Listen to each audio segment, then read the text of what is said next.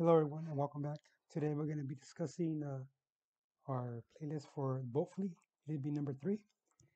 And as of now, everything's already set in place. All the logistics are actually working in the actual smugglers'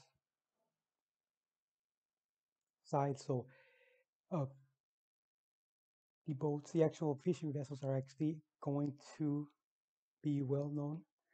They're going to be a visual presence for the fact that there's quite a few of them. So, they are actually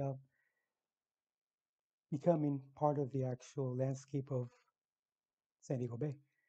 And that's also for the law enforcement that are actually patrolling the actual maritime waters in that area. So uh, when you barely start in a location with a new business, you attract attention from all sorts of agencies, government agencies, and salespeople, and actual advertisement also. So when uh, when you cleared that hump in a business, whether it be for hazardous, environmental, uh, the health of the actual community, uh, and you turn out with good results, they tend to just back off and let you do your thing.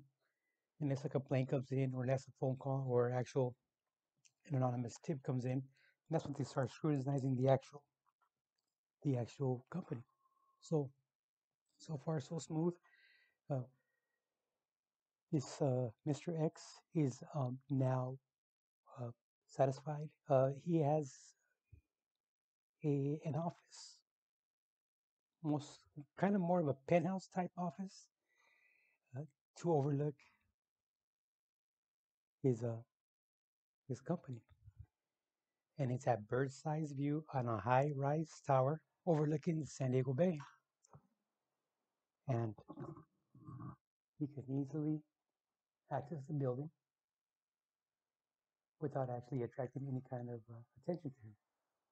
So let's remember, when you are in this business and you have prior ties, they're always they're always going to follow you. They're always going to follow you. And the fact is that when they do follow you, it's not always good, right? So then when you have your actual criminal element from another city, country, or whatever, it's always going to follow you. And you're always going to be in somebody's sticky in their desk. You're always going to be in somebody's mind. You're always going to be in somebody's radar, whether it be for good or for bad for them. And all it takes is somebody just to ask about you, or to even bring up your name within the law enforcement community. There's always somebody's going to say, oh, I'll check up on him. I'll check up on that. I'll check up on this. I'll see what he's up to, see where he's at, see where he moved. But as so far, nothing's going down. Nothing is actually being brought up on this actual individual so far. So now the manager is actually doing a lot of hard work, and he's got a good head on his shoulder. But there is a lot of money being laundered. There's a lot of money being sent through that company that, not yet, but it's going to become a problem, and it's going to catch someone's attention.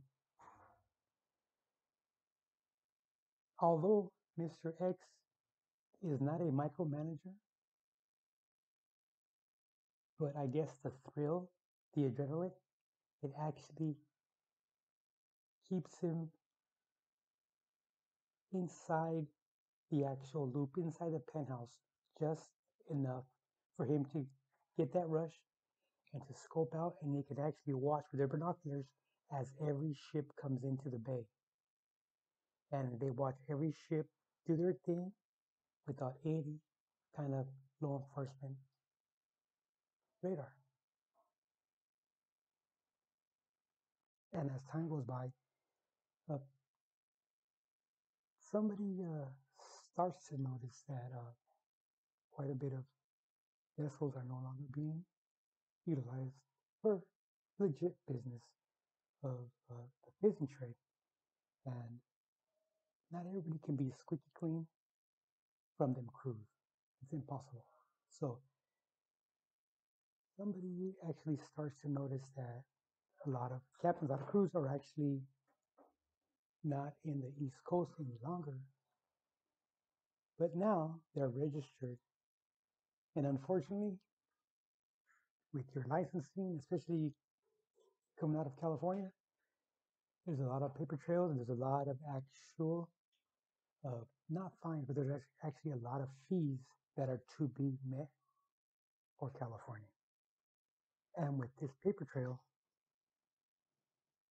people start inquiring, people start asking, and now this new fishing company is starting to actually,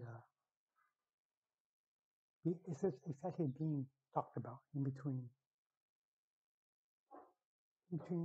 just law enforcement, but not in a paper trail way, just in discussion, because of the fact that so much of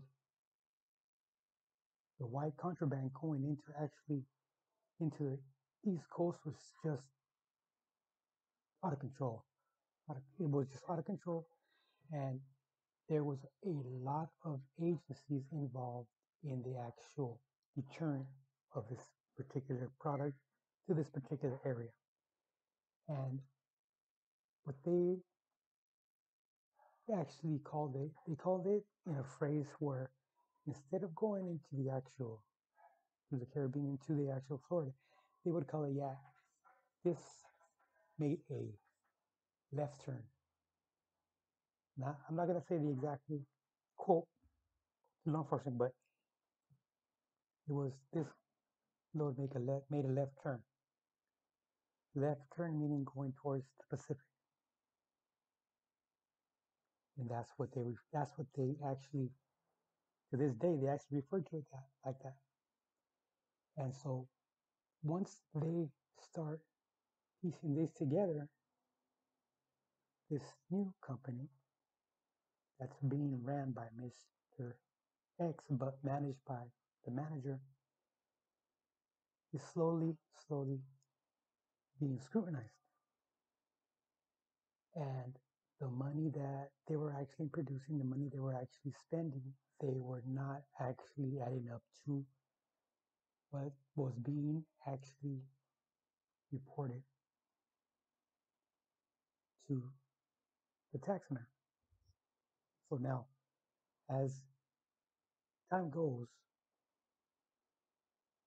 this manager is now on the actual radar of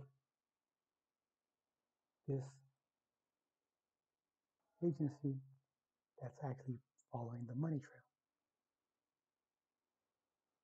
So now it's a little bit hot, but it's still manageable. Still manageable.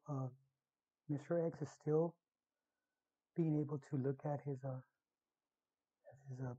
fruits of, from his labor actually come in. He's set up in a nice penthouse, nicely furnished and everything, nicely decorated. So he's pretty content, and his manager has no idea that he's actually being watched now, and he's actually being followed. He's actually being surveillance, and he's not aware of that yet. So this is going to end number 3, and shortly I'll come up with number 4. Thanks a lot, guys. Don't forget to like and subscribe. See you guys later.